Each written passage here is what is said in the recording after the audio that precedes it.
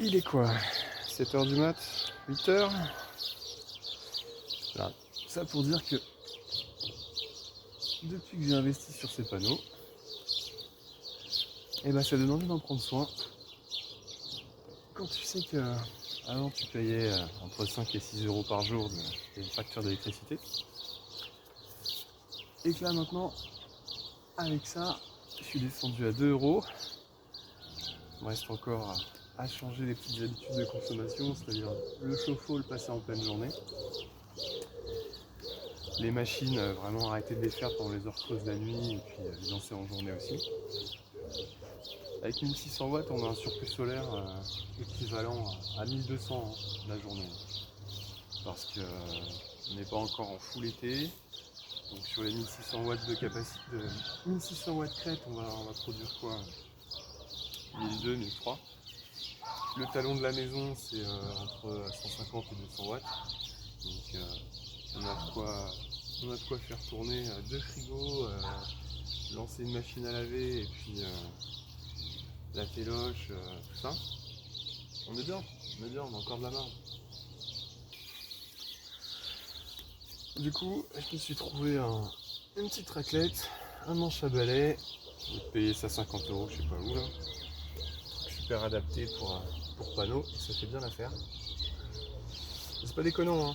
Je pense qu'avec le pollen, c'est une histoire de 5% de pertes si on les entretient pas régulièrement.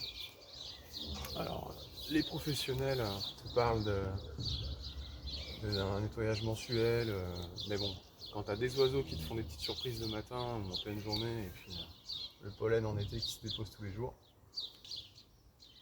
je préfère m'en occuper quand je suis motivé.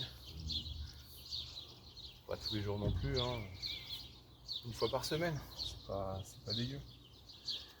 Quand tu sais ce que ça t'apporte en économie, bah, je trouve que le minimum au moins c'est d'en prendre soin. Après, une fois qu'ils sont posés, l'essentiel c'est en fait de les oublier parce que ça doit rentrer dans le quotidien, ça doit être, en fait ça doit être une normalité. On t'apprend pas la gestion d'énergie quand t'es gamin. C'est pas ancré dans les générations d'avant. Donc aujourd'hui, quand on parle du solaire, j'ai l'impression que dans les médias, c'est oui, l'État a baissé le prix du rachat, etc. Ouais, ok. Mais de toute façon, de base, le problème, c'était pas de se faire racheter la production à un bon prix, c'était de faire baisser la facture. Et j'ai l'impression qu'il y a je sais pas, un lavage de cerveau massif sur le solaire, c'est pour revendre de l'énergie et non pas pour baisser la facture. On n'entend pas ça. Solaire égale baisser la facture. Alors ok, d'abord c'est un geste écolo, mais c'est aussi, derrière ça, un moyen d'arrêter de te faire vider ton compte bancaire parce que tous les 2 mois, tu as EDF qui vient te choper 700 euros avec la consommation au kilowatt près là, en hiver. En hiver, je suis pas dingue, hein, on va payer, c'est sûr. Mais avec ça dans le jardin, même avec les nuages, ça va bien descendre la facture. Enfin bref. Voilà. Si tu as du surplus solaire après ça, et ben, dans ton garage tu mets une carte graphique et puis tu mines de la crypto-monnaie, j'en sais rien. Tu fais tourner des machines supplémentaires que tu n'aurais pas fait tourner. Ou bien tu renvoies ton électricité gratuitement à EDF. Et encore, ça me gêne pas. Tous ces gens qui disent qu'ils sont dégoûtés de renvoyer de l'électricité sur le réseau gratuitement.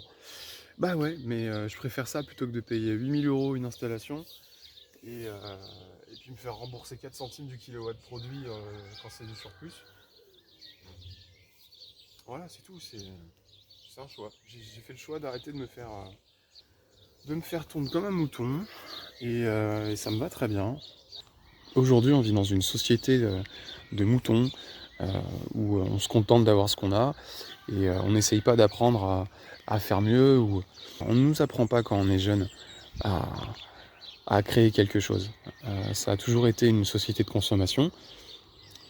Je pense que quand on a des opportunités comme ça à portée de main, on a le devoir de se donner les moyens de changer la routine et, et voilà, de créer quelque chose de bien, qui serve. Allez, sur ces belles paroles, prenez soin de vous, à la prochaine. Ciao.